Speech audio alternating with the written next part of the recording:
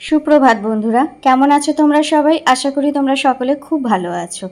আজ শনিবার, একটা নতুন দিনের শুরু। সকলের দিনটা খুব ভালো করে কাটুক। তো দেখো, আমি সকালে চলে এসেছি চা বানাতে।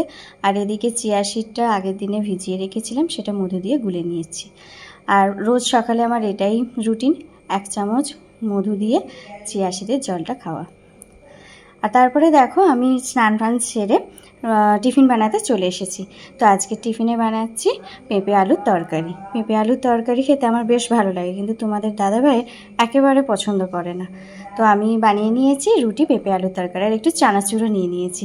রান্না করতে করতে দেখি কে এইটা এসে বসে আছে, পাঁচিলের ওপরে বসে দেখছে, সব নজর রাখছে, কিন্তু আস্ত মাছ হচ্ছে না, তাই গন্ধও পাচ্ছে না, তাই মন খারাপ করে বসে আছে। তো দেখো আজকের লাঞ্চে কি রয়েছে।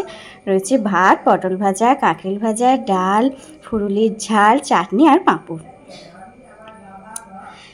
আর সন্ধেবেলা দেখো তোমাদের দাদাভাই কি করছে, এই মাত্র চা খেয়েছে আর তারপরে চানাচুর নিয়ে খাচ্ছে। ওকে বারণ করছি যে হ্যাঁ, সব চানাচুর খেয়ে নিচ্ছ?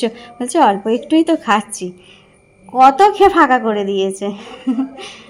চানাচুর খেতে খুব ভালোবাসে, ও যেমন ভালোবাসে আমিও খুব ভালোবাসি চানাচুর খেতে। তোমরাও কি ভালোবাসো? অবশ্যই আমাকে জানাবে।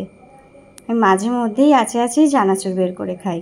তো চলো, আজকের ভিডিওটা এখানেই শেষ করছি। ভালো লাগলে অবশ্যই একটা লাইক, কমেন্ট, শেয়ার করে দেবে। টাটা।